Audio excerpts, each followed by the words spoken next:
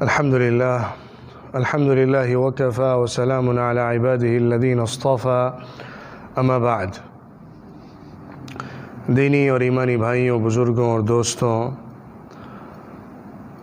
سیرت سیریز کی آج چوتھی کڑی ہے۔ یہ حصہ حضور اکرم صلی اللہ علیہ وسلم کی پیدائش اور نبوت سے پہلے، بعثت سے پہلے جو زندگی ہے اس کے نقشے کو پیش کرنے کے لیے ہے۔ دیکھیے، تاریخی حیثیت سے حضور اکرم صلی اللہ علیہ وسلم کی زندگی کو محفوظ کرنے کا وہ اہتمام جو نبوت کے بعد سامنے آتا ہے،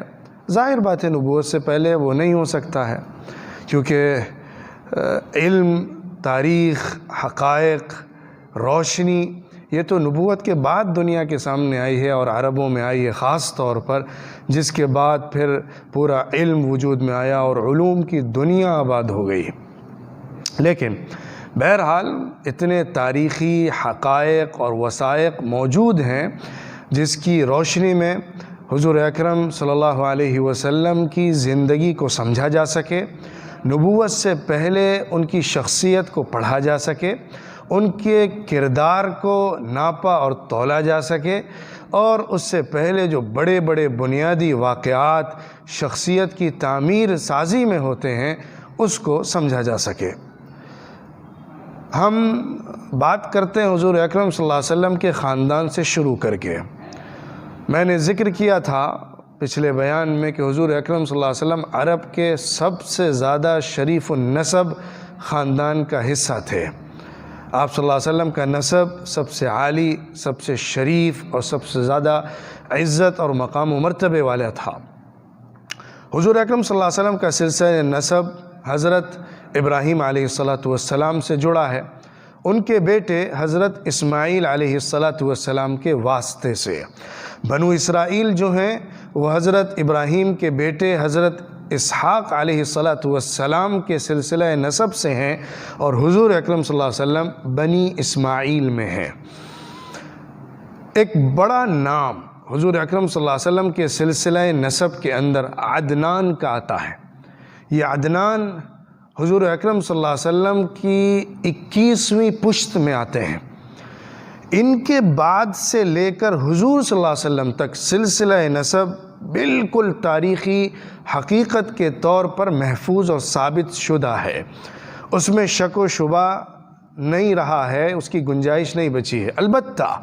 عدنان سے لے کر حضرت اسماعیل علیہ السلام تک جو سلسلہ نسب ہے اس میں ذرا اختلاف اور تعداد میں کمی بیشی ذکر کی گئی ہے۔ البدایہ والنہایہ میں ابن کثیر رحمۃ اللہ علیہ نے اس کا تذکرہ کیا ہے کہ سب سے زیادہ تعداد جو ذکر کی گئی ہے عدنان اور اسماعیل علیہ السلام کے درمیان میں وہ 40 کی ہے، اور ایسا اہل کتاب کی روایات سے پتہ چلتا ہے۔ اور اس کے علاوہ بھی قول ہیں، 30 کا قول ہے، 20 کا قول ہے، 15 کا قول ہے، 10 کا قول ہے، 9 کا قول بھی ہے، 7 کا قول بھی ہے، اور سب سے کم تعداد جو ذکر کی گئی ہے وہ 4 کی ہے۔ جیسا کہ ایک حدیث میں حضور اکرم صلی اللہ علیہ وسلم نے اپنا تذکرہ کیا، اس میں عدنان کا ذکر آیا تو اس میں 4 سلسلہ نسب آئے، لیکن ظاہر بات ہے عدنان اور حضرت اسماعیل کے درمیان 4 سلسلہ نسب نہیں ہے، اس سے زیادہ ہی ہوں گے یقیناً۔ اب اس زیادتی کی تعداد قطعی طور پہ متعین نہیں کی جا سکتی ہے، اسی وجہ سے پھر ناموں کے سلسلے میں بھی ذرا اختلاف رہے گا۔ جن ناموں کا تذکرہ کیا جائے گا کچھ ہوں گے، کچھ چھوٹیں گے، کچھ زائد ہوں گے، کچھ کم ہوں گے، کیونکہ تعداد کا فرق ہو رہا ہے۔ لیکن اتنی بات تو تاریخی حقیقت کے طور پہ قطعی طریقے پر ثابت ہے کہ عدنان حضرت اسماعیل علیہ السلام کی اولاد میں ہیں۔ سلسلہ نسب میں کتنی کڑیاں ہیں اس میں ذرا اختلاف رہا ہے۔ عدنان کے بعد سے لے کر حضور اکرم صلی اللہ علیہ وسلم تک پھر وہ اختلاف باقی نہیں رہا ہے۔ عدنان کی اولاد میں مضر ہیں جو حضور صلی اللہ علیہ وسلم کی 18ویں پشت پر آتے ہیں، اس کے بعد ایک بڑا نام جس سے مکہ مکرمہ کی آبادی مشہور ہوئی ہے، قریش۔ قریش حضور اکرم صلی اللہ علیہ وسلم کی 11ویں پشت کا نام ہے۔ اور اس کے بعد پھر ایک اہم کڑی کعب ابن لؤی کی ہے۔ کعب ابن لؤی حضور اکرم صلی اللہ علیہ وسلم کے پرداداؤں میں ہیں۔ یہ بہت مشہور شخصیت قریش کے اندر گزری ہے۔ ان کے ذریعے سے قریش کو ایک استحکام ملا، مکہ مکرمہ کو ایک عروج کی طرف رخ ملا کہا جا سکتا ہے۔ انہوں نے فلسطین کی طرف سفر کرتے ہوئے قبیلہ قضاعہ کی ایک خاتون سے شادی کی تھی۔ انہی کے پیٹ سے قصی پیدا ہوئے تھے، قصی ابن کعب ابن لؤی۔ قصی کا نام قریش کی تاریخ میں، مکے کی تاریخ میں سب سے نمایاں ہے۔ اس شخصیت نے مکے کو ایک نیا رخ دیا، ایک تعمیری ترقیاتی پروگرامز شروع کیے اور مکہ مکرمہ کو خوشحال بنایا، ایک شہر کے طور پر آباد کرایا۔ اس سے پہلے وہاں کے کچے مکانات تھے، ان کو توڑ کے پتھروں کے مکانات انہی کے عہد میں، انہی کے دور میں وہاں تعمیر کیے جانے لگے، جس کی وجہ سے مکے کو ایک شہر کی شناخت ملی۔ انہی نے ہی دار الندوہ قائم کیا، جو مکے کا اور قریش کا پارلیمنٹ تھا، کونسل ہاؤس تھا۔ اور انہی کے دور میں یوں سمجھیے ایک طرح سے مکہ مکرمہ میں ڈیموکریسی کا آغاز بھی ہو جاتا ہے، کیونکہ انہوں نے اس دار الندوہ کو کونسل ہاؤس بنا کے ہر قریشی جو 40 سال کی عمر کو پہنچ جائے اس کے لیے وہاں پہ سیٹ ریزرو کی تھی، اس کے لیے وہاں پہ آنے کی گنجائش اور اجازت دی تھی، اور وہاں کے اہم مشوروں میں ہر قریشی جو عمر کے 40 سال کو پورا کر چکا ہو بیٹھ سکتا تھا، شریک ہو سکتا تھا، رائے دے سکتا تھا۔ اس طرح ان کا عہد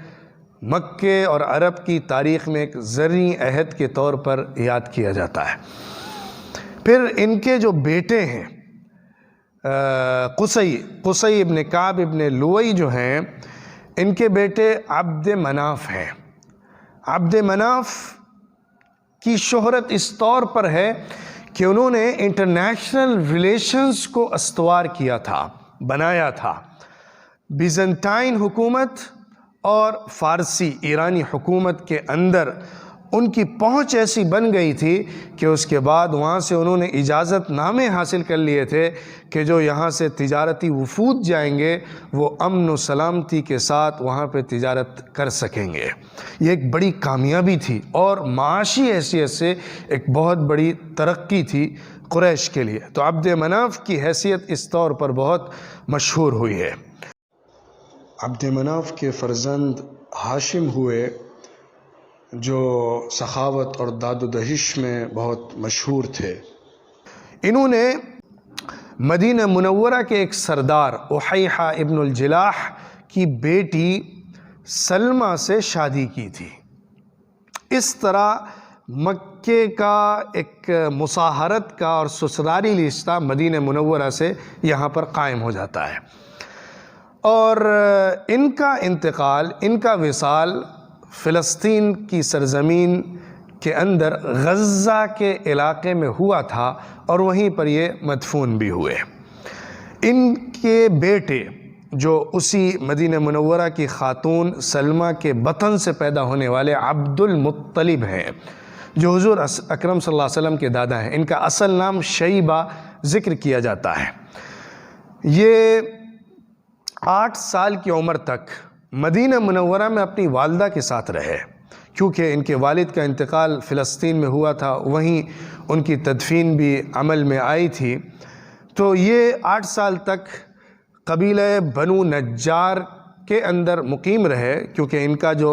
ننیحال تھا حضرت عبد المطلب کا وہ مدینہ منورہ کے قبیلہ بنو نجار میں تھا۔ اس طرح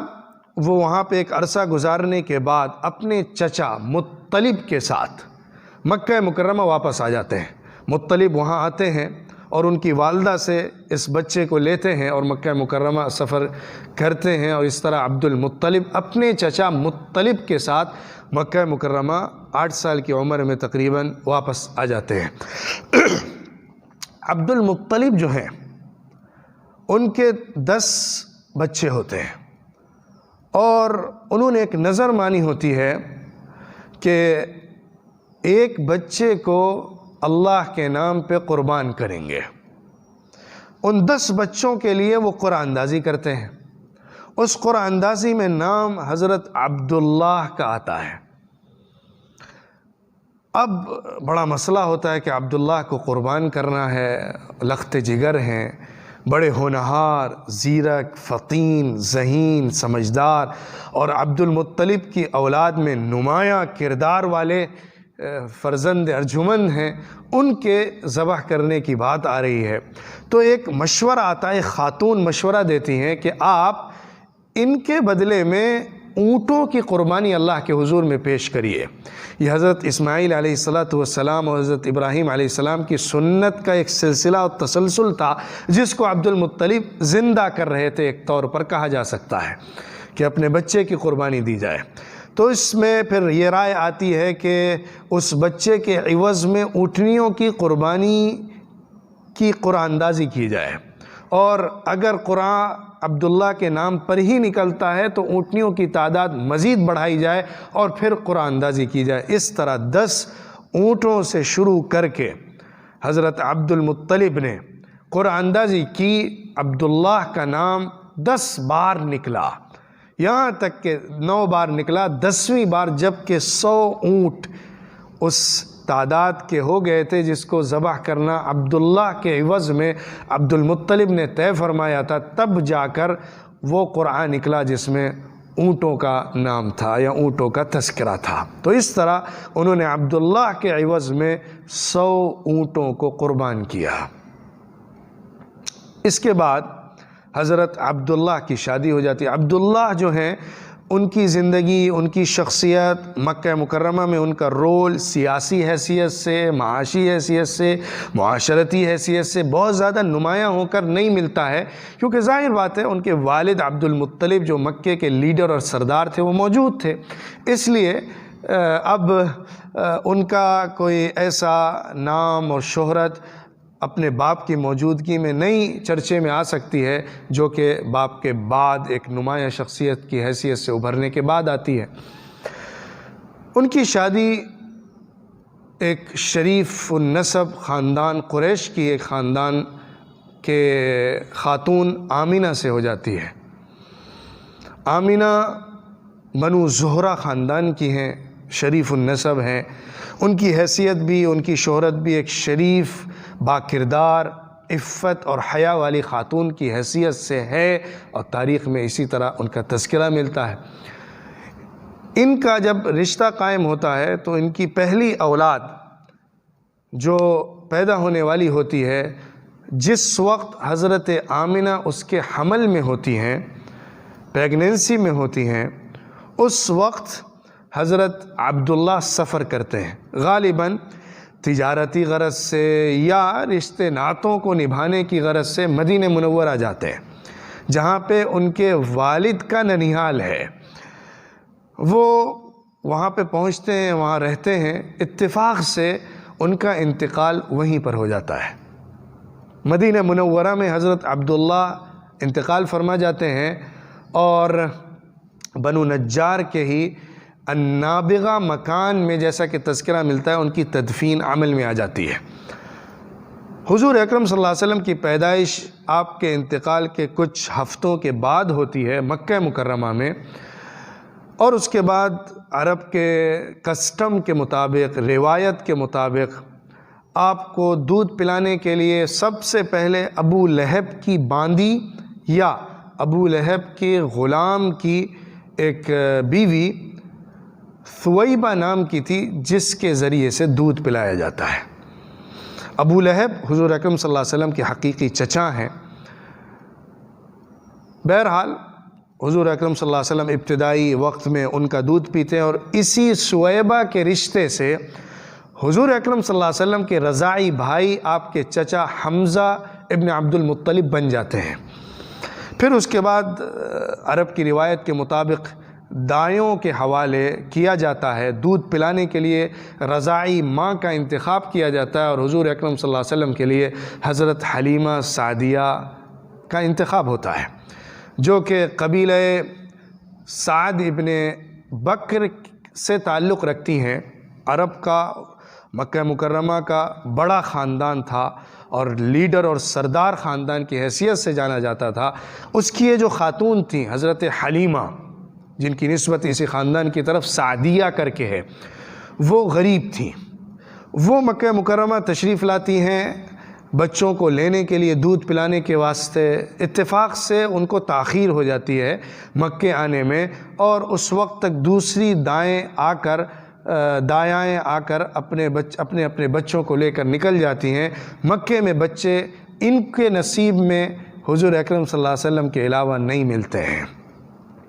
یہ بھی اللہ کی طرف سے انتخاب تھا کہ حضور صلی اللہ علیہ وسلم اس قبیلے میں جائیں، جو قبیلہ اپنی فصاحت، اپنی بلاغت، اپنے ایٹماسفیئر اور اپنے موسم کے اعتبار سے مکہ مکرمہ میں بہت نمایاں حیثیت سے مذکور کیا جاتا ہے، اس کا ذکر ملتا ہے۔ حضور اکرم صلی اللہ علیہ وسلم حضرت حلیمہ کے ساتھ واپس آتے ہیں، اور حلیمہ سعدیہ کرامتوں کا ظہور حضور اکرم صلی اللہ علیہ وسلم کے وجود کے ذریعے سے دیکھتی ہیں۔ ان کا خستہ حال، لچر قسم کا کمزور جو گدھا ہوتا ہے وہ تیز دوڑنے لگتا ہے، وہ اونٹنی جس کے تھن خشک سے ہو گئے ہوتے ہیں وہ پورے خاندان اور پورے گھرانے کو دودھ دے کر سیراب کرنے لگتی ہے، اور جو ان کے ریوڑ چرنے کے لیے جاتے ہیں، دوسروں کے ریوڑوں کو غلہ نہیں ملتا، کھانا نہیں ملتا، غذا نہیں ملتی، چارہ نہیں ملتا، لیکن ان کے ریوڑ کو خوب سیرابی کے ساتھ چارہ نصیب ہو جاتا ہے اور وہ واپس آتے ہیں۔ تو اس طرح نظر آتا ہے کہ ایک برکتوں کا ظہور ہے، اور بنو سعد ابن بکر کے قبیلے میں رہتے ہوئے حضور اکرم صلی اللہ علیہ وسلم کی بہت اچھے ماحول میں ادبی اور سنجیدہ اور خوشکن و خوشنما ماحول کے اندر پرورش ہو رہی ہوتی ہے، پروان چڑھ رہے ہوتے ہیں۔ درمیان میں بیچ میں وہ مکہ مکرمہ زیارت کے لیے آتی رہتی ہیں لے کر، حضور اکرم صلی اللہ علیہ وسلم اپنی والدہ سے، اپنے دادا سے ملتے رہتے ہیں، لیکن پھر واپس آ جاتی ہیں لے کر اور یہاں پالتی ہیں۔ بعض روایتوں میں تذکرہ ملتا ہے حضور اکرم صلی اللہ علیہ وسلم کے اس دور میں بھی عدل و انصاف کے مزاج کا یہ خدائی اور موہوبی معاملہ تھا کہ حضور اکرم صلی اللہ علیہ وسلم آپ حضرت حلیمہ سعدیہ کے ایک جانب سے ہی صرف دودھ پیا کرتے تھے، دوسری جانب کو اپنے دوسرے رضاعی بھائیوں کے لیے چھوڑ کے رکھتے تھے۔ بہرحال حضور اکرم صلی اللہ علیہ وسلم وہاں پہ قبیلہ بنو سعد میں پروان چڑھتے رہے۔ ایک عجیب و غریب واقعہ وہاں پہ پیش آیا۔ واقعہ یہ تھا کہ حضور صلی اللہ علیہ وسلم اپنے رضاعی بھائیوں کے ساتھ باہر کھلے میدان میں کھیل کود کے لیے، سیر و تفریح کے لیے باہر نکلے ہوئے تھے۔ اسی دوران کچھ لوگ آتے ہیں، حضور کو دبوچتے ہیں، آپ کے سینے کو چاک کرتے ہیں، قلب اطہر کو نکالتے ہیں اور ایک طشت پر رکھ کر دھوتے ہیں، اور اس کے اندر سے ایک حصہ نکال کر جو شیطانی مادے کا حصہ ہوتا ہے اس کو نکال کر جو بہیمی خواہشات اور جذبات کا حصہ ہوتا ہے، جس کے اندر انسان کے طرف سے پھر برائیاں، گناہ، غلطیاں، غلط کاریاں سرزد ہوتی ہیں، سامنے آتی ہیں، اس شیطانی حصے کو، شیطان والے حصے کو نکال کر باہر کرتے ہیں اور اس کو دوبارہ سے قلب کے اندر، سینے کے اندر رکھ دیتے ہیں۔ اب جو بچے رضاعی بھائی ان کے منظر دیکھ رہے ہوتے ہیں اور دوڑے ہوئے گھر بھاگتے ہیں، اماں حلیمہ سعدیہ کو بتاتے ہیں کہ اس طرح کچھ لوگوں نے بچے کے اوپر حملہ کر دیا ہے اور اس کو کاٹ پیٹ رہے ہیں۔ وہ بھاگی ہوئی آتی ہیں تو دیکھتی ہیں کہ حضور اکرم صلی اللہ علیہ وسلم آسمان کی طرف نگاہیں لگائے بیٹھے ہوئے ہیں۔ وہ فرماتے ہیں کہ میں نے کچھ لوگوں کو دیکھا، وہ آئے تھے، انہوں نے میرا سینہ چاک کیا اور دل سے کچھ حصے کو نکال کر دوبارہ اندر رکھ دیا، اور اوپر کی طرف میں ان کو جاتا ہوا دیکھ رہا ہوں۔ یہ واقعہ بڑا عجیب و غریب اور حیران کن تھا۔ شاید یہ واقعہ سبب بنا ہو جس کی وجہ سے حضرت حلیمہ سعدیہ بہت زیادہ حضور اکرم صلی اللہ علیہ وسلم کے بارے میں حساس ہو گئی ہوں، ان کو کہیں باہر بھیجنے میں خطرہ محسوس کرتی ہوں، اور ان کے سلسلے میں نجومیوں سے، کاہنوں سے مسائل دریافت کرتی ہوں، جیسا کہ بعض جگہ تذکرہ ملتا ہے کہ وہ پوچھتی تھیں کہ کس طرح کا واقعہ ہے، اس بچے کا کیا معاملہ ہے، اور اسی خطرے اور ڈر کی وجہ سے وہ حضور اکرم صلی اللہ علیہ وسلم کو جلد از جلد ان کی والدہ کے پاس واپس لوٹانا چاہتی ہوں، اسی لیے وہ واپس لے کر آئیں، لیکن طبیعت حضور صلی اللہ علیہ وسلم کی بہتر اور درست نہیں رہی مکے کے ماحول میں، اس لیے دوبارہ سے واپس لائیں، یہاں تک کہ 5 سال کی عمر کے جب حضور اکرم صلی اللہ علیہ وسلم ہو جاتے ہیں تو ان کو واپس مکہ مکرمہ میں ان کی والدہ کے پاس وہ چھوڑ کر آ جاتی ہیں۔ اب حضور اکرم صلی اللہ علیہ وسلم اپنی والدہ کے ساتھ رہنے لگتے ہیں، اپنے دادا کی پرورش میں ہوتے ہیں جو عبد المطلب ہیں۔ اسی دوران حضرت آمینہ اپنے بیٹے محمد صلی اللہ علیہ وسلم کو لے کر مدینہ منورہ کی طرف سفر کرتی ہیں، اپنے شوہر عبداللہ کے مقام پر جہاں ان کا وصال ہوا ہے، بنو نجار کے قبیلے میں آتی ہیں، آ کر رہتی ہیں، حضور اکرم صلی اللہ علیہ وسلم کے ساتھ وہاں پہ ایک وقت گزارتی ہیں، پھر واپس آنے کے لیے جبکہ حضور صلی اللہ علیہ وسلم کی عمر 6 سال ہو چکی ہے، واپس آتے ہوئے ابوا کے مقام پر، مدینے سے باہر نکل کے مکے کے راستے میں ابوا کے مقام پر خدائی فیصلہ سامنے آتا ہے اور اماں آمینہ کا بھی انتقال ہو جاتا ہے۔ اس موقع پر حضور اکرم صلی اللہ علیہ وسلم کے ساتھ آپ کی نگہداشت کرنے والی حضرت آمینہ کی خادمہ اور ملازمہ، حبشی خاندان سے تعلق رکھنے والی ایمن ساتھ ہوتی ہیں، جو حضور اکرم صلی اللہ علیہ وسلم کو لے کر وہاں سے مکہ مکرمہ واپس آتی ہیں۔ کسی طرح وہاں پہ تدفین کا عمل ہوتا ہوگا، قبر کھود کے تدفین کی جاتی ہے، اماں آمینہ کو وہاں پہ سپرد خاک کیا جاتا ہے۔ کیا بیت رہی ہوگی حضور اکرم صلی اللہ علیہ وسلم پر، کیا کیفیت ہوگی تنہائی کے اندر ایک ماں کو کھو دینے کی شکل میں راستے میں ایک ملازمہ ایمن کے ساتھ واپسی کا سفر کس کلفت اور تکلیف اور درد و کراہ کے ساتھ گزرا ہوگا، اس کا اندازہ کرنا مشکل ہے۔ بہرحال مکہ واپس آ جاتے ہیں، عبد المطلب کی کفالت میں حضور اکرم صلی اللہ علیہ وسلم ہو جاتے ہیں، یتیم بچہ جو اپنے ماں باپ کے سائے سے محروم ہو چکا ہے، دادا کے سائے تلے آ جاتا ہے۔ عبد المطلب بہت زیادہ محبت، پیار، الفت، تعلق، نگہداشت کے ساتھ حضور اکرم صلی اللہ علیہ وسلم کی پرورش کر رہے ہوتے ہیں، اور وہ جو مکہ مکرمہ کی میونسپل کونسل ہوتی ہے اس میں کونسلرز کے ساتھ جب میٹنگ کر رہے ہوتے ہیں تو اس میں حضور اکرم صلی اللہ علیہ وسلم کو لے کر آتے ہیں، دار الندوہ جاتے ہیں، حضور اکرم صلی اللہ علیہ وسلم کو ساتھ میں رکھتے ہیں، اور حضور صلی اللہ علیہ وسلم کے مقام، شرف اور ان کی پیشانی سے جو ان کی شرافت، نجابت، عزت، ذہانت، فطانت ہویدہ ہوتی ہے، اس کو دیکھتے ہوئے وہ ان کو اپنے ساتھ رکھتے ہیں، اور اس اہم ترین میٹنگ کے اندر اور اس طرح کی مجلسوں کے اندر ان کو ساتھ میں بٹھاتے ہیں، جس پر کچھ لوگوں کا اعتراض بھی ہوتا ہے، اور حضرت عبد المطلب اس کے جواب میں کہتے ہیں یہ بچہ اپنے آپ کو بہت باکمال اور ہنرمند اور عظیم انسان سمجھتا ہے، اور میرا بھی یہ احساس ہے یقینی حیثیت کا کہ یہ بچہ بہت عظیم انسان بنے گا۔ تو اس طرح حضور اکرم صلی اللہ علیہ وسلم اس ماحول میں جب کہ لڑکپن کا دور ہوتا ہے، بچپن کا زمانہ ہوتا ہے، کھیل کود کا دور ہوتا ہے، اس میں بھی اس قدر سنجیدگی کے ماحول میں اور بڑوں کے ماحول میں پروان چڑھتے ہیں، اور ذہانت، فطانت، سمجھداری، سرداری کی خو حضور اکرم صلی اللہ علیہ وسلم کے اندر زندہ ہوتی ہے، وہ صلاحیتیں پیدا ہوتی ہیں جو قوم کو لیڈ کرنے کی ہوتی ہیں۔ لیکن جب آپ صلی اللہ علیہ وسلم 8 سال کے ہوتے ہیں تو عبد المطلب کا وصال بھی ہو جاتا ہے، وہ بوڑھے ہو گئے ہوتے ہیں، ان کی ذمہ داری میں جب حضور اکرم صلی اللہ علیہ وسلم آتے ہیں اس وقت ہی ان کی عمر 108 سال تقریباً ہو چکی ہوتی ہے، پھر ان کا وصال ہو جاتا ہے۔ وہ یہ ذمہ داری ابو طالب کے سپرد کرتے ہیں جو حضرت عبداللہ کے حقیقی سگے ماں اور باپ شریک بھائی تھے، ان کی ذمہ داری میں حضور اکرم صلی اللہ علیہ وسلم آ جاتے ہیں اپنے چچا کی، وہ ان کو پروان چڑھاتے ہیں۔ حضرت ابو طالب قوم قریش کے ایک بہت عزت دار، شریف النسب اور بہت حیثیت والے مقام و مرتبے کے اعتبار سے تھے، لیکن مالی اعتبار سے ذرا کمزور تھے، مالی حیثیت ان کی ذرا کمزور تھی۔ حضور اکرم صلی اللہ علیہ وسلم ذرا بھی سمجھداری کی عمر کو پہنچتے ہیں 10-12 سال کے، کہ آپ اپنے طور پر اپنے چچا کو سپورٹ کرنے کے لیے الگ سے کام کاج شروع کر دیتے ہیں اور ایک جاب شروع کرتے ہیں جو مکے کے کسی ایک آدمی، ایک کسی قریشی کی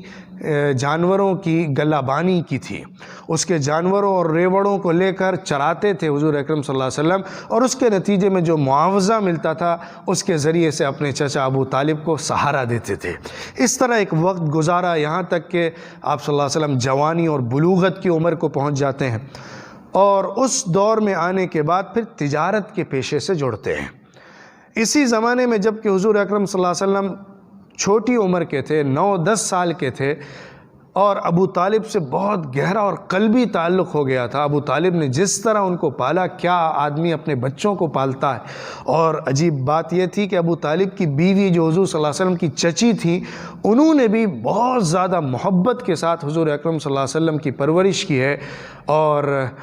جیسا کہ روایات میں ملتا ہے کہ حضور اکرم صلی اللہ علیہ وسلم ان کے احسان مند تھے اور ان کا احسان مانتے تھے، اور فرماتے تھے کہ یہ خاتون ہیں، کیونکہ جب ان کا انتقال ہوا تو حضور اکرم صلی اللہ علیہ وسلم بہت رنجیدہ اور کبیدہ خاطر ہوئے۔ لوگوں نے سوال کیا کہ آپ ایک خاتون کے انتقال پر اتنا زیادہ افسردہ کیوں ہیں؟ تو آپ نے جواب میں یہی بات ارشاد فرمائی تھی کہ ایک ایسی خاتون تھی جس نے میری پرورش کی اور اپنے بچوں پر مجھے ترجیح دیتی تھی، وہ مجھے پہلے کھانا کھلاتی تھی، میرے بالوں میں کنگھا کرتی تھی، اپنے بچوں کو جس طرح پالتی اس سے زیادہ پیار اور محبت سے مجھے پالا کرتی تھی۔ تو اس طرح حضور صلی اللہ علیہ وسلم کو ایک اچھا گھر ملا، والدین کے عوض میں چچا اور چچی پیار اور محبت کرنے والے ملے۔ پھر ایک موقع پر جب ابو طالب شام کی سرزمین میں تجارتی سفر کے غرض سے جا رہے ہوتے ہیں تو حضور کو اپنے ساتھ لے کر جاتے ہیں۔ اسی موقع پر بصرہ کی سرزمین میں، جو یروشلم سے پہلے شام کے درمیان ایک مقام ہے، دمشق اور یروشلم کے بیچ کا ایک مقام ہے، وہاں پر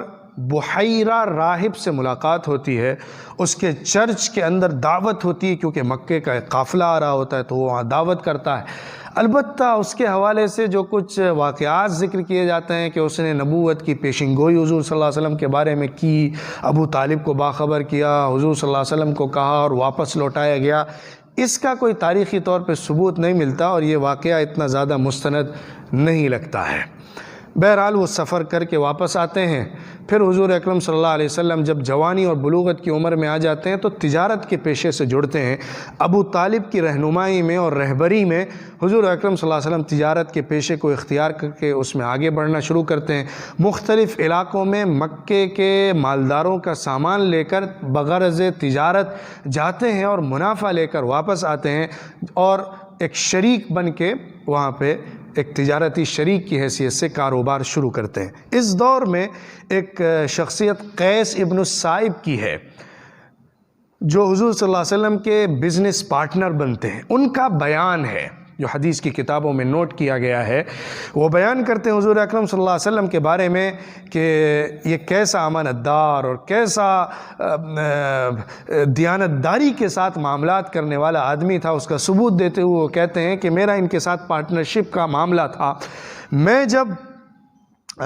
تجارت کی غرض سے ان کو سامان دیتا تھا، باہر سے سامان فروخت کر کے واپس آنے کے لیے، تو یہ جب واپس آتے تھے تو سب سے پہلے میرے پاس آ کر پائی کا حساب کلیئر کر کے ہی اپنے گھر کو جایا کرتے تھے، اور جب میں سامان لے کر دوسرے ٹرم میں دوسرے وقت میں جاتا تھا اور واپس آتا تھا تو یہ مجھ سے مل کر خیریت اور عافیت کا سوال کرنے کے علاوہ تجارتی معاملات کا کوئی سوال نہیں کیا کرتے تھے۔ یہ ان کی شرافت تھی، یہ ان کے معاملے کی حسن اور خوبی تھی کہ دوسرے پر اعتماد کرتے ہوئے اس کے ساتھ سفر سے واپس آنے کے بعد ابتدائی مرحلے میں ملاقات میں تجارتی معاملات کے فہرست نہیں کھول دیا کرتے تھے، بلکہ خیر و عافیت دریافت کر کے واپس ہو جانے کی کوشش کرتے تھے، لیکن جب خود آتے تھے تو پائی کا حساب اور کتاب چکائے بغیر واپس نہیں جاتے تھے۔ یہ حضور صلی اللہ علیہ وسلم کی حیثیت تھی کہ اور امانت داری کا معاملہ تھا کہ عبداللہ ابن الحمصہ ذکر کرتے ہیں کہ حضور اکرم صلی اللہ علیہ وسلم کے ساتھ ایک موقع پر معاملہ ہوتا ہے، اور اس معاملے کے مد نظر حضور اکرم صلی اللہ علیہ وسلم کو ایک مقام پہ ملنے کا وعدہ کیا جاتا ہے۔ اس مقام پر حضور اکرم صلی اللہ علیہ وسلم 3 دن تک انتظار کرتے رہتے ہیں، اور یہ واپس نہیں آتے ہیں، بھول جاتے ہیں، اور 3 دنوں کے بعد جب واپس آتے ہیں تو حضور صلی اللہ علیہ وسلم ان سے کہتے ہیں عبداللہ تم نے مجھے تھکا دیا، تم نے مجھے زحمت میں ڈال دیا، میں تمہارا انتظار کر رہا تھا یہاں پہ۔ اس سے معلوم ہوتا ہے کہ حضور صلی اللہ علیہ وسلم کی جو تصویر ہے، جو نقشہ ہے کردار کا، وہ بہت امانت اور دیانت پر قائم ہے۔ یہی تو وجہ تھی کہ حضور اکرم صلی اللہ علیہ وسلم کی شہرت پورے مکے میں اپنے تجارت، اپنے معاملات، اپنی امانت داری کی روشنی میں الامین الصادق الصادق الامین کی حیثیت سے تھی کہ مکے کا راست باز، سچا، پکا، کھرا انسان اور بہت امانت دار اور دیانت دار آدمی ہے۔ تجارتی معاملات کے اندر ایک موڑ آتا ہے جس میں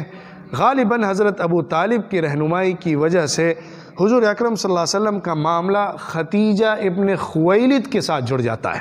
جو مکہ مکرمہ کے ایک بڑے خاندان کی عورت ہوتی ہیں، اور اس خاندان غالباً بنو اسد کے خاندان کی ہوتی ہیں۔ ان کے والد حرب فجار کے اندر انتقال کر گئے ہوتے ہیں۔ جنگ فجار جو ہوئی تھی، میں اس کا آگے تذکرہ کروں گا، اس میں ان کا انتقال ہو جاتا ہے۔ ان کی شادیاں آلریڈی 2 ہو چکی ہوتی ہیں، جن سے 2 بچے ہوتے ہیں، ایک شوہر سے ایک بچہ، دوسرے شوہر سے دوسری بچی۔ ان کے پہلے شوہر ابو حالہ تھے، جن سے ان کا ایک بیٹا ہند پیدا ہوا۔ ان کے دوسرے شوہر عتیق ابن عائز تھے ازدی، جن سے ان کی بیٹی پیدا ہوئی، اس کا نام بھی ہند تھا۔ وہ ایک بہت مالدار خاتون تھی، مکہ مکرمہ کی بہت ہی مالدار خواتین میں ان کا شمار ہوتا تھا۔ انہوں نے بغرض تجارت حضور اکرم صلی اللہ علیہ وسلم کے ساتھ معاملات کیے، تجارت کی غرض سے حضور صلی اللہ علیہ وسلم کو سامان لے کر بھیجا، اور اس سامان کے ساتھ، کیونکہ ایک بڑا سامان تھا تجارتی، حضور صلی اللہ علیہ وسلم کے ذمے سپرد کیا جا رہا تھا، تو آپ نے حضرت خدیجہ نے حضور کے ساتھ اپنے ایک غلام میسرہ کو اور اپنے ایک رشتہ دار کو ساتھ میں لگا دیا۔ یہ جو رشتہ دار حضور اکرم صلی اللہ علیہ وسلم کے ساتھ تھے، اور حضور اکرم صلی اللہ علیہ وسلم کے ساتھ جو غلام میسرہ تھے اور رشتہ دار خزیمہ تھے، یہ دونوں ساتھ میں تجارتی سفر پہ جاتے ہیں، اور جب واپس آتے ہیں تو عجیب و غریب طریقے پر حضور اکرم صلی اللہ علیہ وسلم غیر متوقع منافع لے کر آتے ہیں۔ جو نفع ایک امکانی حیثیت کا ہوتا ہے اس طرح کے تجارتی سفر میں، اس کا ڈبل منافع، بینیفٹس اور پروفٹس حضور اکرم صلی اللہ علیہ وسلم اس تجارت سے لے کر آتے ہیں۔ اور آنے کے بعد جو گواہی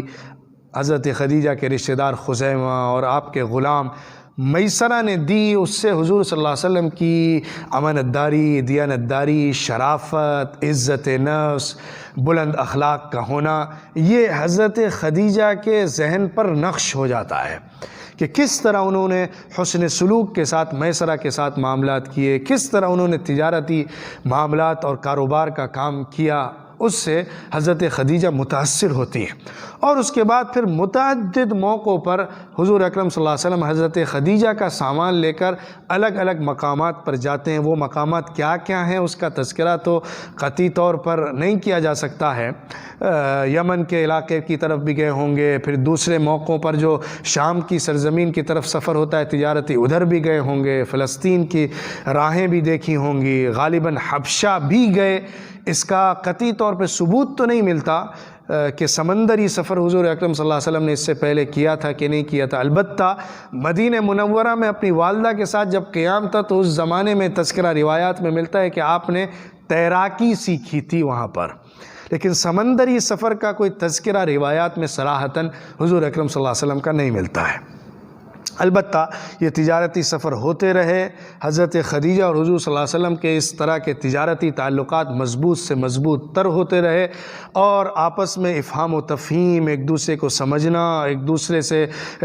کے مزاج، کردار اور ایک دوسرے کے اخلاق سے مانوس ہونا، الفت کو محسوس کرنا، قربت اور انس کا پیدا ہو جانا اور ایک دوسرے پر اعتماد کا بحال ہو جانا ایک ظاہری حقیقت ہے جو سامنے آتی ہے۔ اس کے بعد پھر حضرت خدیجہ کی طرف سے پیشکش ہوتی ہے حضور اکرم صلی اللہ علیہ وسلم کی خدمت میں شادی کی۔ اب یہ پیشکش کس طرح سے ہوتی ہے، کون ذریعہ بنتا ہے، کیا ترتیب بنتی ہے، اس کا تذکرہ صراحت سے نہیں ہے، یا واقعات کو کوئی قطعی نوعیت کی حیثیت سے پیش نہیں کیا جا سکتا ہے۔ البتہ ایک تذکرہ اس طرح ملتا ہے کہ حضرت خدیجہ کی جو ایک باندی تھیں یا آپ کی دور کی رشتہ دار تھیں واللہ عالم، نفیسہ نام کی، ان کو واسطہ بنا کے انہوں نے پیغام حضور اکرم صلی اللہ علیہ وسلم تک پہنچانے کی کوشش کی کہ آپ کی طرف سے شادی کی خواہش کا اظہار ہو جائے۔ ایک موقع پر حضور صلی اللہ علیہ وسلم کو ایک جگہ پا کر اس خاتون نفیسہ نے تذکرہ کیا کہ آپ شادی کیوں نہیں کر لیتے ہیں؟ حضور نے فرمایا ابھی میں کفالت کی ذمہ داری کو سنبھالنے کے لائق نہیں ہوا ہوں کہ کسی خاتون کی کفالت اور ذمہ داری سنبھال سکوں۔ تو اس نے کہا آپ مکے کی عزت دار خاتون کو دیکھ سکتے ہیں، آپ تو بہت عزت والے ہیں، خدیجہ کے بارے میں سوچئے۔ تو حضور نے کہا ارے ان کے بارے میں کیا سوچ سکتے ہیں، ان کا تذکرہ ان کے بارے میں کہاں سے سوچ سکتے ہیں، تو بہت ہی مالدار خاتون ہیں۔ وہ کہتی نہیں آپ حامی بھریے تو میں بات کرتی ہوں ان سے بھی، شاید وہ راضی ہو جائیں۔ اس طرح کا بھی کچھ تذکرہ ملتا ہے، واللہ عالم بالصواب، کہ وہ واسطہ بنی اور اس طرح کی بات چیت ہوئی کہ نہیں ہوئی۔ بہرحال بات چیت ہو جاتی ہے۔ حضرت ابو طالب حضور اکرم صلی اللہ علیہ وسلم کی طرف سے ایک ولی اور ذمہ دار کے طور پہ سامنے آ کے جو بھی منگیتری اور رشتے ناطے کے رشتے طے کرنے کی بات آتی ہے وہ طے کر لیتے ہیں، اور اس کے بعد پھر یہ رشتہ بند جاتا ہے۔ حضرت خدیجہ کو اس سے پہلے متعدد رشتے سرداران قریش کے آئے ہوتے ہیں، لیکن وہ ریجیکٹ کر دیتی ہیں، وہ رشتہ قبول نہیں کرتی ہیں۔ وہ بہت خوبصورت، حسن و جمال کی پیکر، عزت دار، شرافت، حیا، عفت کی اعلیٰ نمونے کا مظاہرہ کرنے والی مالدار خاتون تھی۔ ان کی طرف تمام بڑے بڑے لوگ رشتہ بھیجتے ہیں لیکن وہ رشتہ نہیں کرتی ہیں۔ ان کی عمر شادی کے وقت حضور اکرم صلی اللہ علیہ وسلم کے ساتھ کیا تھی، اس پر قدیم مورخین کا زیادہ تر کا اتفاق اور رائے 40 کی عمر کی ہے۔ حضور اکرم صلی اللہ علیہ وسلم کی عمر 25 تھی اور حضرت خدیجہ کی 40 تھی۔ البتہ ابن حبیب نے اپنی کتاب المحبر میں اور امام بلازری نے اپنی کتاب الانصاب میں حضرت خدیجہ کی عمر 28 سال ذکر کی اس شادی کے وقت، واللہ اعلم بالصواب۔ اس کے بعد شادی کے بعد 10 سال کے عرصے میں حضور اکرم صلی اللہ علیہ وسلم کی حضرت خدیجہ سے 6 اولاد ہوتی ہیں۔ سب سے پہلے حضرت قاسم پیدا ہوتے ہیں، لیکن بچپن ہی میں ان کا انتقال ہو جاتا ہے۔ حضور اکرم صلی اللہ علیہ وسلم کے اس کے علاوہ ایک اور بیٹے پیدا ہوتے ہیں، اور اس کے علاوہ 4 بیٹیاں حضرت خدیجہ کے بطن سے حضور اکرم صلی اللہ علیہ وسلم کی پیدا ہوتی ہیں۔ حضرت رقیہ، حضرت ام کلثوم اور حضرت فاطمہ، سب سے بڑی حضرت زینب رضی اللہ تعالی عنہن اجمعین پیدا ہوتی ہیں جو زندہ رہتی ہیں۔ باقی دونوں بیٹے جو حضور کے پیدا ہوتے ہیں ان کا انتقال ہو جاتا ہے۔ طیب اور طاہر قاسم ہی کا غالباً لقب ہے۔ ایک بیٹے حضور صلی اللہ علیہ وسلم کے ابراہیم بھی پیدا ہوتے ہیں، ان کا بھی انتقال بچپن میں ہی ہو جاتا ہے، جس کے بعد حضور صلی اللہ علیہ وسلم کو کوئی نرینہ اولاد نہیں رہتی ہے، ساری بچیاں ہوتی ہیں جو 4 حضرت خدیجہ رضی اللہ عنہا سے پیدا ہوئیں۔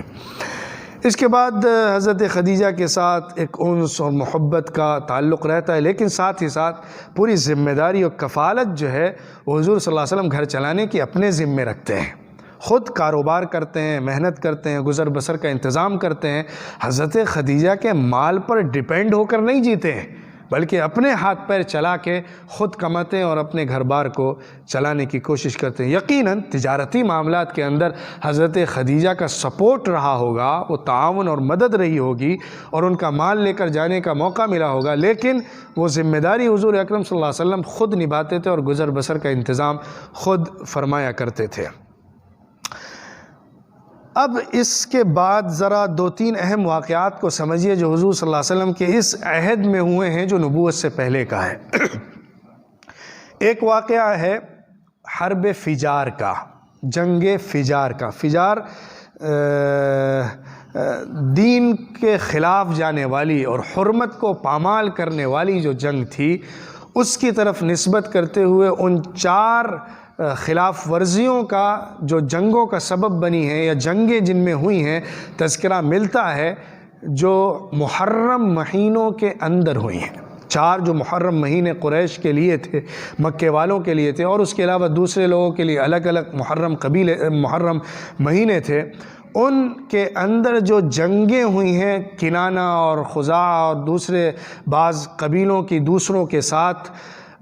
جس کے نتیجے میں قریش بھی سامنے آیا، قریش کی جنگ بھی ہوئی، قریش بھی لڑے۔ حضور اکرم صلی اللہ علیہ وسلم نے ان 4 جنگوں میں سے آخری والی جنگ میں شرکت فرمائی۔ وہ شرکت حضور اکرم صلی اللہ علیہ وسلم کی اس طور پر تھی کہ اپنے چچاؤں کو تیر اٹھا کر دیا کرتے تھے، اور ایک روایت میں تذکرہ ملتا ہے کہ مخالف آرمی کا جو بڑا لیڈر تھا ابو برا ملاعب الاسنہ، جو بہت بڑا بہادر سمجھا جاتا تھا، اس کو بھی حضور صلی اللہ علیہ وسلم نے گرا کر زخمی کیا تھا، اپنے خنجر سے حملہ کیا تھا، واللہ اعلم۔ تو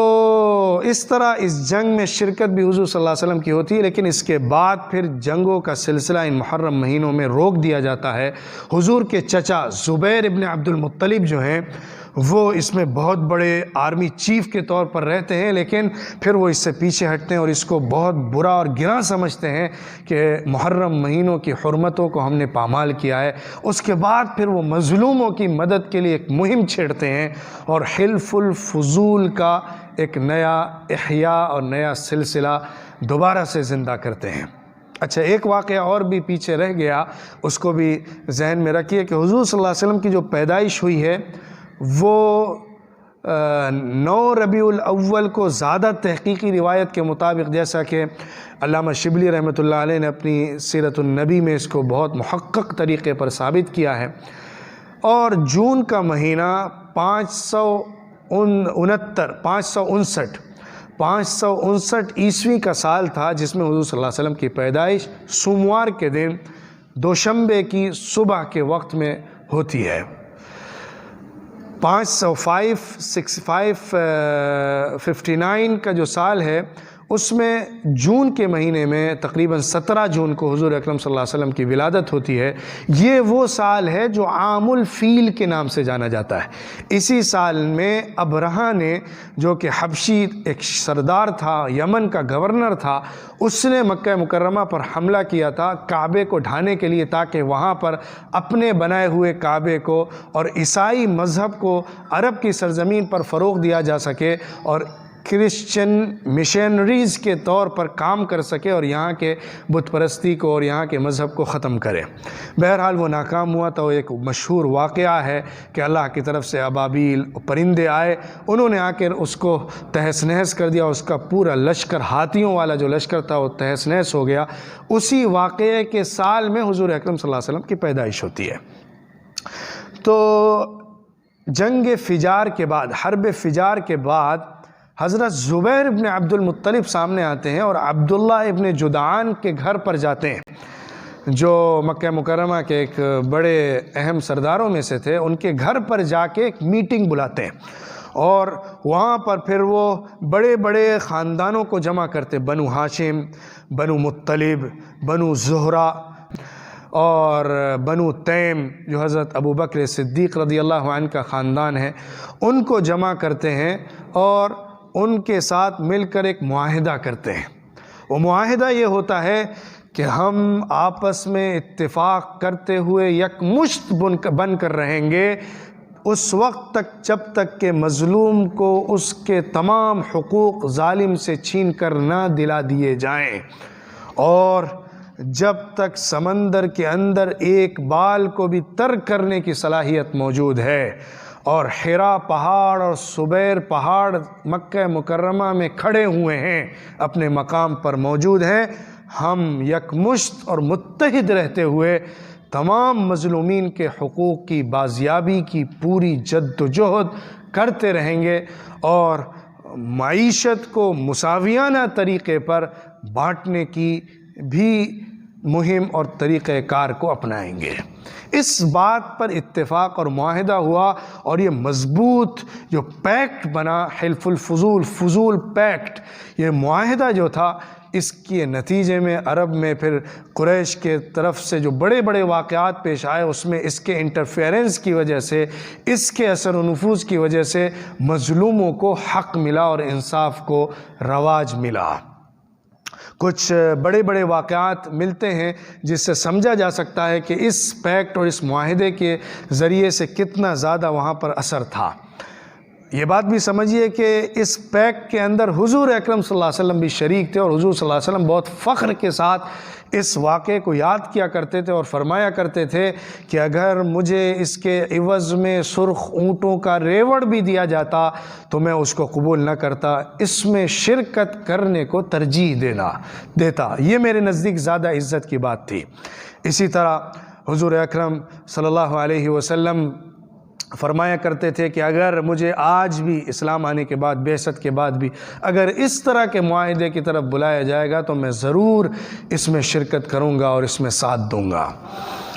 قبیلہ قسام جو یمن کا ایک قبیلہ ہے، وہاں سے ایک شخص آتا ہے، اس کی بہت خوبصورت بیٹی ہوتی ہے، وہ مکہ مکرمہ میں آتا ہے تو اس کی بیٹی کو وہ قریش کے خاندان کا ایک بڑا سردار ابن الحجاج جو تھا وہ پکڑ لیتا ہے اور اس کو اپنے ساتھ رکھنا چاہتا ہے۔ وہ بہت خوبصورت لڑکی ہوتی ہے، اس کو اپنے خادمہ یا اپنی باندی کے طور پر استعمال کرنا چاہتا ہے، اس سے تعلق قائم کرنا چاہتا ہے۔ وہ یمنی بہت ڈرا ہوا پہنچتا ہے، اسی کونسل میں آ کے اپنی مصیبت کا ذکر کرتا ہے کہ میری بچی کو پکڑ لیا ہے۔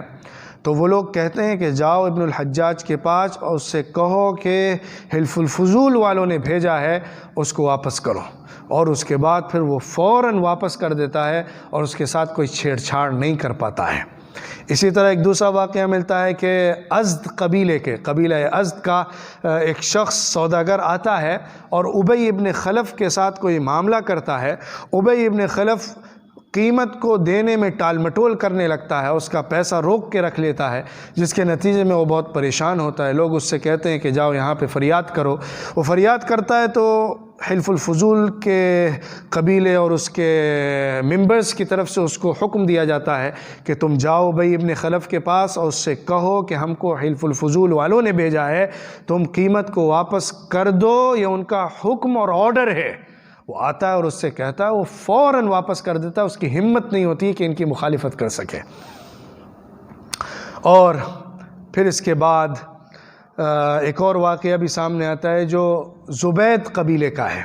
ایک زبیدی شخص آتا ہے سامان بیچنے کے لیے، ابو جہل کے ساتھ معاملہ ہونے لگتا ہے۔ ابو جہل اس کی بہت کم قیمت لگاتا ہے،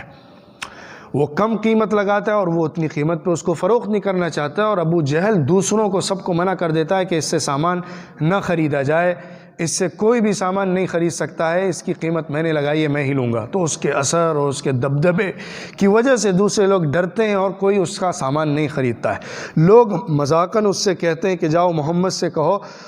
وہی تمہارا سامان خرید پائیں گے اور مسئلہ حل کر پائیں گے۔ لوگ مذاقاً کہتے ہیں کیونکہ حضور صلی اللہ علیہ وسلم اور ابو جہل کی کشاکش اور کشمکش کسی قدر مشہور ہو گئی تھی، بنتی نہیں تھی، کیونکہ ابو جہل جو تھا وہ تند اور سخت مزاج آدمی تھا۔ بہرحال وہ شخص حضور صلی اللہ علیہ وسلم کے پاس آتا ہے اور حضور صلی اللہ علیہ وسلم جاتے ہیں اس کو لے کر ابو جہل کے پاس، دروازہ کھٹکھٹاتے ہیں اور اس سے کہتے ہیں کہ میں نے اس کی قیمت لگائی ہے۔ نہیں، حضور اکرم صلی اللہ علیہ وسلم اس کے سلسلے میں جو معاملہ کرتے ہیں وہ یہ کہ اس کے سامان کو 3 اونٹنیوں کو بہت زیادہ جتنی وہ قیمت لگا رہا ہوتا ہے اس میں خرید لیتے ہیں۔ ابو جہل ہمت نہیں کر پاتا ہے کہ اس کی مخالفت کر سکے۔ وہ واقعہ دوسرا ہے جو میں اگلا بیان کرنے والا ہوں، جس میں حضور صلی اللہ علیہ وسلم ابو جہل کے گھر پہ جا کر اس سے قیمت اور مال کو نکلواتے ہیں۔ اس واقعے کے اندر تو جو زبیدی کا واقعہ ہے، حضور اکرم صلی اللہ علیہ وسلم زیادہ قیمت دے کر 3 اونٹنیوں کو خرید لیتے ہیں اور اس کی قیمت دے دیتے ہیں۔ اس کے بعد ایک اور واقعہ عراش کے قبیلے کے ایک شخص کے ساتھ پیش آتا ہے، ابو جہل کے ساتھ ہی۔ وہ بھی ابو جہل کے ساتھ کسی مالی سلسلے میں سوداگری کے اندر معاوضہ لینے کا مطالبہ کرتا ہے، تو ابو جہل ٹال مٹول کر کے اس کو ٹال دیتا ہے، اس کا دین اس کو واپس نہیں کر رہا ہوتا ہے۔ تو وہ حضور صلی اللہ علیہ وسلم کے پاس آتا ہے، حضور صلی اللہ علیہ وسلم اس کو لے کر جاتے ہیں، ابو جہل کا دروازہ کھٹکھٹاتے ہیں اور اس سے کہتے ہیں کہ اس کا پیسہ فوراً واپس کرو۔ ابو جہل ڈر کے فوراً پیسہ نکال کے واپس کر دیتا ہے۔ لوگ پوچھتے ہیں ابو جہل سے کہ کیوں اتنا گھبرا گیا تو؟ محمد صلی اللہ علیہ وسلم نے آ کے تجھ سے کہا، تو گھبرا کے اتنی جلدی کیوں پیسہ دینے لگا؟ تو وہ کہنے لگا کہ میں نے دیکھا کہ محمد کے ساتھ ایک پورا لشکر آیا ہوا ہے اور بہت بھیانک شکل کے لوگ ہیں، وہ مجھ پر حملہ کر کے مجھے مارنے والے تھے اگر میں پیسہ نہ دیتا۔ یہ حضور صلی اللہ علیہ وسلم کو ایک کرشمے کی طور پہ اللہ کی طرف سے مدد ملی تھی۔ تو اس طرح اس حلف الفضول کے ذریعے سے مظلوموں کی نصرت و اعانت قبیلہ قریش کے سرداروں کے مقابلے میں بھی کی گئی اور مظلوموں کو حق ملا۔ لیکن کیونکہ یہ معاہدہ خاندانی تھا اور خاندان کے افراد کے ختم ہونے کے بعد اگلی ممبرشپ نہ چلنے کی وجہ سے وہ پھر ختم ہو گیا اور وہ باقی نہیں رہا۔ آخری ممبر کے انتقال کے بعد پھر اس کا سلسلہ دراز نہیں ہوا اور اس کا سلسلہ ختم ہو گیا۔ حضور اکرم صلی اللہ علیہ وسلم کی زندگی جو 40 سال کی ہے، وہ ایک کھلی کتاب کی ہے۔ وہ سچائی، راست بازی، امانت داری، دیانت داری، حسن سلوک، بڑوں کا ادب، چھوٹوں سے شفقت، محبت کا جو ایک نمونہ اور کردار ہو سکتا ہے، اس کو اعلیٰ پیمانے پر رکھ کے جو آپ سوچ سکتے ہوں، اس پر حضور اکرم صلی اللہ علیہ وسلم کی زندگی کا نقشہ سامنے آتا ہے، جس کے اندر حضور اکرم صلی اللہ علیہ وسلم کی طرف سے یہ امکان ختم کر دیا جاتا ہے کہ وہ غلط مقاصد یا دنیاوی اغراض کے لیے کوئی ہتھ کنڈا استعمال کر کے دین کی سوداگری کر سکتے ہیں، جو کہ آگے ان کو مہم سونپی جانی تھی۔ اس کے لیے ان کی تیاری اللہ کی طرف سے اس 40 سال کے عرصے میں کرائی جاتی ہے کہ ان کو ایک باکردار اور حسن و خوبی کا جامع ظاہری اور باطنی محاسن کا مجسمہ بنا کر پیش کیا جاتا ہے۔ ایک مجسم پیکر حسن و خوبی کے بن کر سامنے آتے ہیں، جس کے بعد ہر دیکھنے والا آپ کے ظاہری محاسن سے مبہوت تو ہوتا ہی ہوتا ہے، آپ کے باطنی خوبیوں سے متاثر ہو کر آپ کا گرویدہ بن جاتا ہے۔ اسی لیے آپ کا جو فرینڈ سرکل ہے، آپ کے جو دوستوں کا اور حلقہ احباب کا مجموعہ ہے، اس پر اگر نظر ڈالی جائے، آپ کے دوستوں کا مجموعہ اور حلقہ احباب جو ہے اس پر اگر نظر ڈالی جائے، تو اس میں ابو بکر جیسا با کردار شخص سامنے آتا ہے، جو اپنے دور جاہلیت کے اندر بھی حیا اور عفت اور امانت کی زندگی جیتا ہے۔ اسی طرح حضور صلی اللہ علیہ وسلم کے دوستوں میں حکیم ابن حزام کا نام آتا ہے، جو حضرت خدیجہ کے چچا زاد بھائی ہیں۔ اسی طرح ایک قریشی ازدی بڑے حکیم اور ڈاکٹر، جراحی کے ماہر، طبابت کا پیشہ اختیار کرنے والے ضماد ابن ثعلبہ ازدی حضور صلی اللہ علیہ وسلم کے حلقہ احباب میں نظر آتے ہیں۔ یہ سارے لوگ ابتدائی عہد میں حضور اکرم صلی اللہ علیہ وسلم کے ہاتھ پر اسلام کو قبول کرنے والے ہوتے ہیں۔ یہ لوگ حضور کی سچائی کو جانتے ہوتے ہیں، یہ لوگ سمجھدار، عقل مند، زیرک اور فطین لوگ ہوتے ہیں۔ یہ لوگ حضور صلی اللہ علیہ وسلم کے ساتھ کھڑے ہوتے ہیں ابتدائی مرحلے میں۔ تو اگر آپ حلقہ احباب کو دیکھیں، آپ معاملات کی دنیا میں حضور کا نقشہ پڑھیں، آپ معاشرت کے اندر حضور صلی اللہ علیہ وسلم کے خط و خال کو دیکھنے کی کوشش کریں، تو ایک ایسے کردار کو دیکھیں گے جس کے اندر کسی طرح سے کوئی عیب کو ڈھونڈا نہیں جا سکتا ہے۔ اور اللہ نے ایسی حفاظت فرمائی تھی کہ آپ میلے ٹھیلوں کے اندر جو بت پرستی کے اعمال ہوتے ہیں اس میں کبھی شریک نہیں ہوئے، جو بھگوانوں اور دیوتاؤں اور بتوں کے نام پر جانور قربان کیے جاتے ہیں اس کا لقمہ نہیں کھاتے ہیں۔ ایک موقع پر آپ کی چچیاں اور آپ کی پھوپھیاں وغیرہ آپ کو ایک میلے میں زبردستی لے جانے کی کوشش کرتی ہیں، لیکن راستے میں ایک مقام پر حضور اکرم صلی اللہ علیہ وسلم کو جب نیند آتی ہے تو سو جاتے ہیں اور اس میں شرکت نہیں ہو پاتی ہے۔ اس طرح متعدد واقعات ملتے ہیں کہ آپ کبھی بھی اس طرح کی بت پرستی کے جو تہوار ہوتے تھے اس میں شرکت نہیں کرنے والے تھے اور کبھی شرکت نہیں فرمائی ہے۔ اللہ نے محفوظ طریقے پر، مامون طریقے پر ایک بلند کردار کے ساتھ حضور اکرم صلی اللہ علیہ وسلم کی پرورش فرمائی ہے، یہاں تک کہ جس وقت حضور صلی اللہ علیہ وسلم کو نبوت ملتی اور آپ گھبرائے ہوئے ہوتے ہیں تو حضرت خدیجہ جو سب سے زیادہ حضور کو پہچاننے والی اور حضور صلی اللہ علیہ وسلم کی تنہائی اور خلوت اور جلوت کو دیکھنے والی ہیں، وہ جو نقشہ حضور کا پیش کرتی ہیں اس سے حضور صلی اللہ علیہ وسلم کی پوری اخلاقی تصویر سامنے آ جاتی ہے۔ اسی پر میں آج کی اپنی نشست کو ختم کروں گا۔ وہ فرماتی ہے واللہ لا یخزیک اللہ ابدا، اللہ کی قسم اللہ آپ کو رسوا نہیں کرے گا، آپ ڈریے نہیں، اللہ آپ کے ساتھ ہے۔ ان اللہ واللہ لا یخزیک اللہ واللہ لا یخزیک اللہ ابدا انک لتصل الرحم، آپ تو رشتے ناتوں کو جوڑنے والے ہیں، یعنی جو ایک معاشرتی خوبیاں ایک انسان کے اندر ہوتی ہیں جس کے نتیجے میں خدائی رحمت انسان کو ملتی ہے، یہ جاہلی تصور بھی ہوتا ہے اور ہر سماج کے اندر یہ تصور ہوتا ہے کہ اچھے کردار والا انسان، اچھے کام کرنے والا انسان خدائی اور بڑے معبود کی رحمتوں کا مرکز بنتا ہے اور اس کو حاصل کرنے والا بنتا ہے۔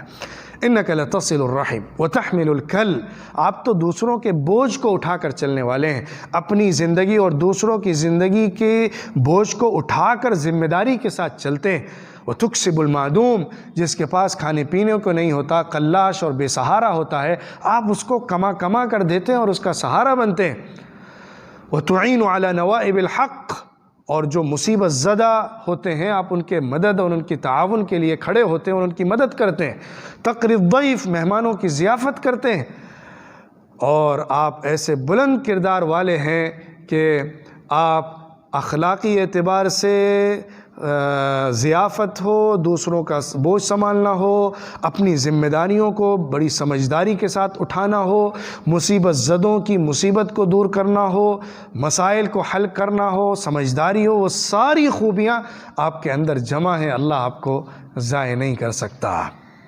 یہی وجہ تھی کہ ایک بڑا واقعہ جو چھوٹ گیا کہ حضور اکرم صلی اللہ علیہ وسلم کے زمانے میں جو جوانی کی عمر تھی مکہ مکرمہ میں، جب کہ کعبہ مقدسہ کی اثر نو قریش نے تعمیر کا کام کیا تھا، اس موقع پر حجر اسود کو جب اس عمارت سے ہٹا کر دوسری جگہ رکھا گیا، اب دوبارہ سے اس کے اصل مقام پر رکن حجر اسود پر اس کو لا کر نصب کرنے کی بات آئی تو اس پر قریش کے تمام خاندان برسر و پیکار ہونے لگے کہ اس شرف کو حاصل کرنے کے لیے ہم آگے آئیں گے۔ اس موقع پر بھی حضور صلی اللہ علیہ وسلم کی فطانت، ذہانت نے کام کیا اور اس مسئلے کو حل کیا کہ حضور اکرم صلی اللہ علیہ وسلم مکہ مکرمہ میں مسجد حرام کے اندر سب سے پہلے تشریف لے گئے، کعبہ مقدسہ میں، اور سب لوگوں نے متفق طور پہ آپ کو حکم بنا کر اور آپ کو جج بنا کر اپنے مسئلے کو حل کرنے کی پیشکش کی۔ حضور اکرم صلی اللہ علیہ وسلم نے بہت سمجھداری کے ساتھ اس مسئلے کو حل فرمایا کہ ایک چادر کو لیا، اپنے دست مبارک سے حجر اسود کو اس میں رکھا اور تمام بڑے بڑے قبیلوں کو حکم دیا کہ اس کے کناروں کو، اس کے کونوں کو کپڑے کے پکڑ کر لے کر آئیں، اٹھا کر کعبے کے قریب اور نزدیک، اور پھر اپنے ہاتھ سے اس کو اس جگہ نصب کر دیا جہاں پہ اس کو رکھا جانا تھا۔ اس طرح ایک بڑا جو زبردست خوریز معرکہ ہونے والا تھا اس کو روک دیا گیا۔ حضور صلی اللہ علیہ وسلم کی سمجھداری بھی اس سے اور ذہانت و فطانت بھی سامنے آتی ہے، ساتھ ہی ساتھ حضور صلی اللہ علیہ وسلم کی جو حیثیت، اخلاقی طور پہ جو حضور کی سرداری لوگوں کے ذہن میں تھی، اس کا بھی نمونہ اس سے آشکارا ہو جاتا ہے، جھلک جاتا ہے۔ اس طرح حضور صلی اللہ علیہ وسلم کی جو تصویر نبوت سے پہلے ہمارے سامنے آتی ہے وہ باکردار، بلند حوصلہ، عزت، شرافت، نجابت، الغرض معاشرتی خوبیوں کا مجسم پیکر اگر کسی کو باکمال طریقے پر تصور کیا جا سکتا ہو، جس میں تمام اخلاقی عیوب کو خارج کر دیا جائے، تو وہ حضور اکرم صلی اللہ علیہ وسلم کا سراپا مجسم سامنے نظر آتا ہے۔ اللہ تعالیٰ حضور اکرم صلی اللہ علیہ وسلم کے محاسن کو سمجھنے اور ان کے ظاہری اور باطنی محاسن کو سمجھ کر اس کی نقالی کرنے والا بنائے۔ اللہ تعالی ہم سب کو حضور اکرم صلی اللہ علیہ وسلم کی پیروی کرنے والا اور آپ کے سیرت و کردار سے فائدہ اٹھانے والا بنائے۔ وآخر دعوانا ان الحمد للہ رب العالمین۔